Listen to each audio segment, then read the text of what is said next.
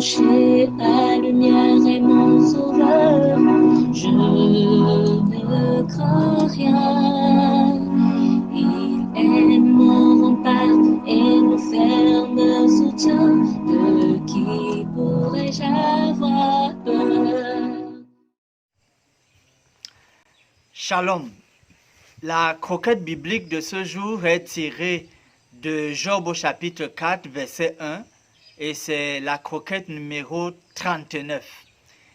Il y est écrit: Eliphaz de Théman prit la parole et dit. Juste ce début de chapitre, juste ce verset, juste une allusion à Eliphaz, parce que nous entrons dans le segment des portions où nous aurons à vous parler des amis de Job qui sont venus pour le réconforter.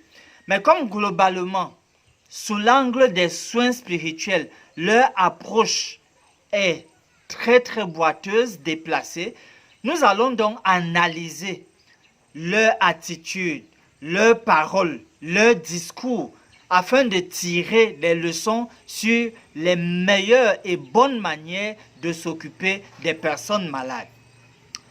Globalement, nous pouvons décrire Eliphaz en les termes suivants. Il est présenté comme un sage vénérable et bénin, venant de Théman dans l'Idumée, une place appréciée pour sa sagesse. L'auteur désire présenter ses propos comme les plus sages du monde.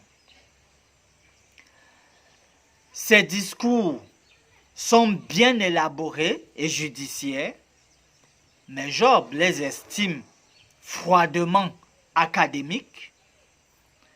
Ces discours sont remplis de bons conseils religieux considérés abstraits par Job.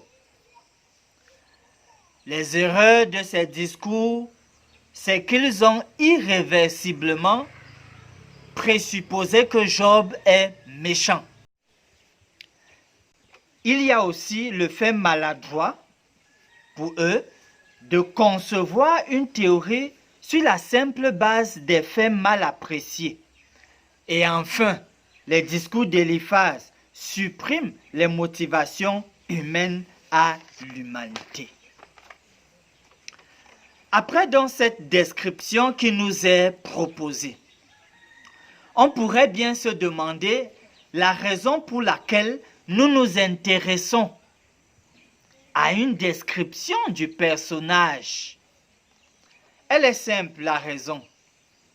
C'est que dans le domaine des soins spirituels, la personnalité de celui qui vous apporte les soins joue énormément. Sa personnalité influence sa pratique. Si c'est quelqu'un d'aimable, cela va se voir.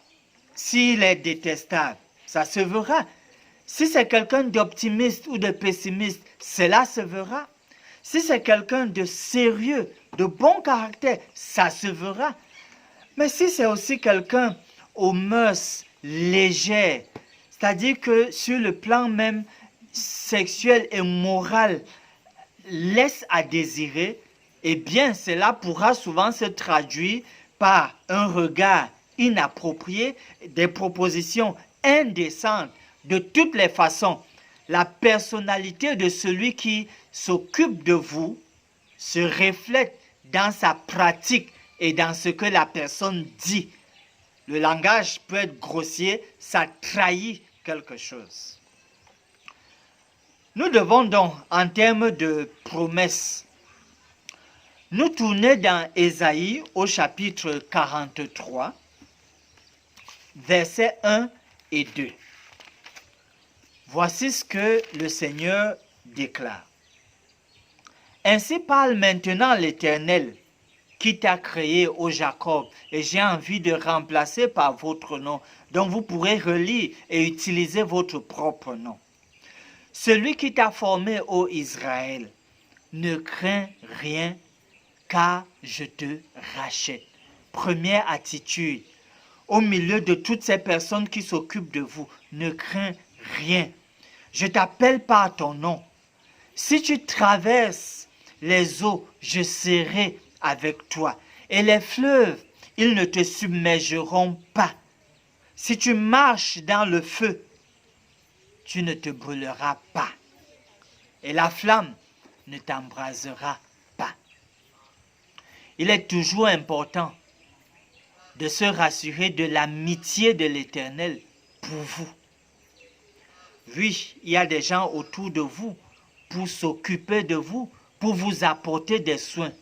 Mais bien plus encore, il faut garder à l'esprit Jésus, le Seigneur tendre et bon.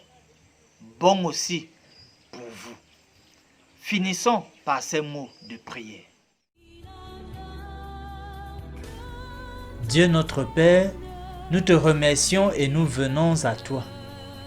S'il te plaît, modèle-nous et prépare-nous à donner le meilleur possible en prenant soin des malades autour de nous. Nous nous appuyons donc sur toi afin d'avoir une influence positive sur ces malades. Daigne bénir notre ministère à leur endroit afin qu'ils te représentent et glorifient ton nom. Nous te le demandons dans le précieux nom de Jésus. Amen. Mon âme espère en l'Éternel. Mon âme espère en l'Éternel.